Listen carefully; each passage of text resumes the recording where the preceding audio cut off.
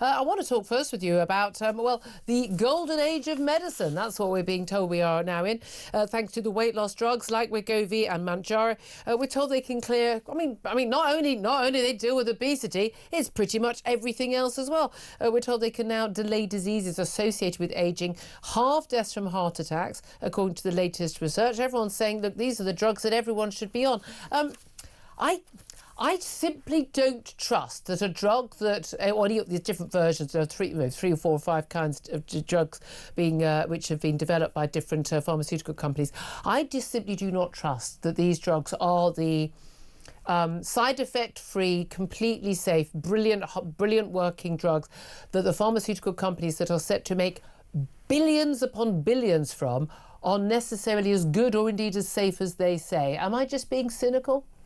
No, I think that's a very practical view, and I think it's the view that a lot of people take. But I think it is also true that we are in the sort of foothills of a new approach to pharmaceutical products. The way they connect with receptors inside our body that can change the response that they get to some of these drugs.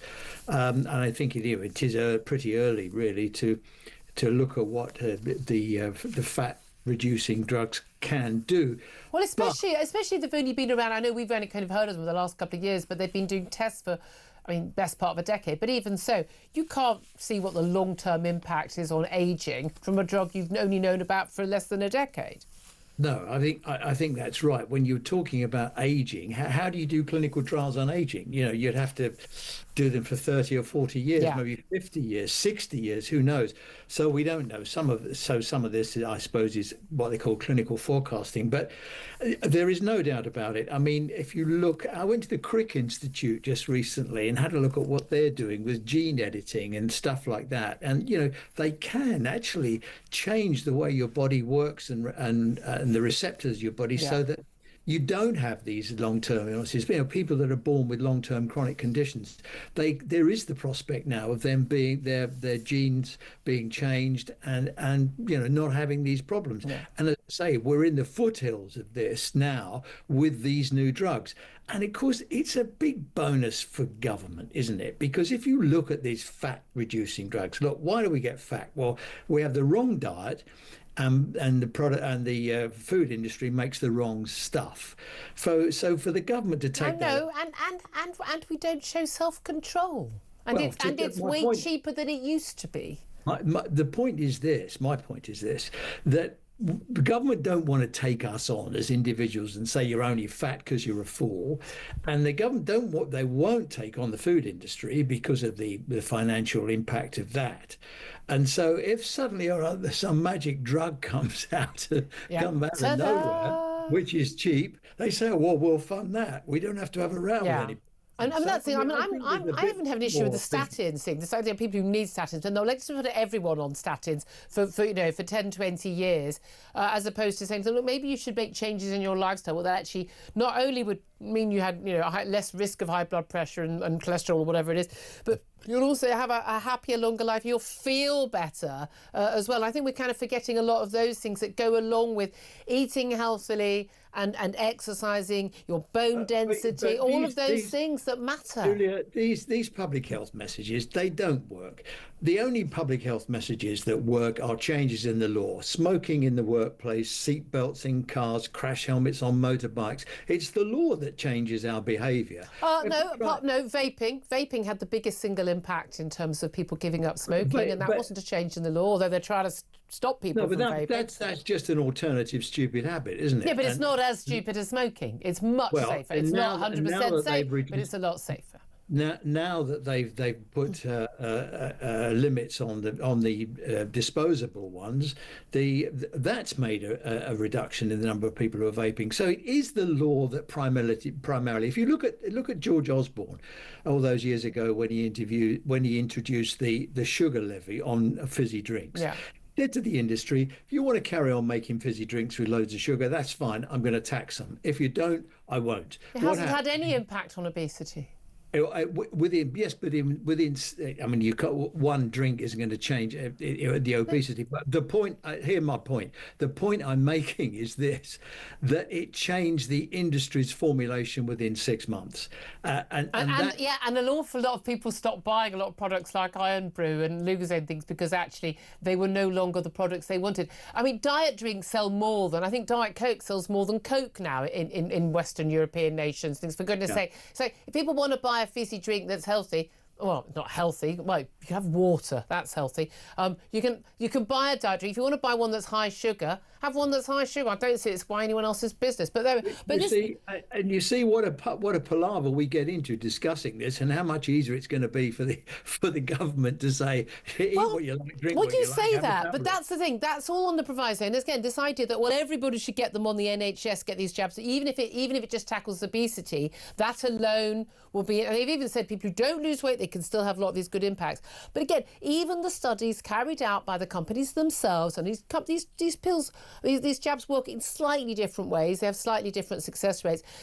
Okay, 70% of people losing weight is a good thing, but not everyone loses weight. There are a lot of very unpleasant side effects for people, people feeling nauseous and the like as well. But actually, the evidence is very, very clear. I mean, the amount people can lose, roughly 10%, well, fine. But if you're 20 stone, if you're really overweight, you're 20 stone, you lose 10%, that's the equivalent of half a pound a week.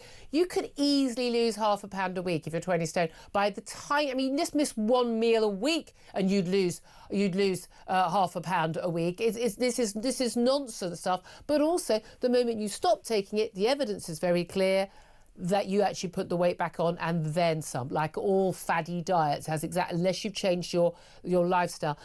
And that's why the pension companies, the actuaries and stuff, they are not changing their payouts because they know it's not going to have the impact everyone is claiming it's actually going to have. Always follow the money on these things. They know what they're talking about. These are not the miracle cures that everyone is claiming they are.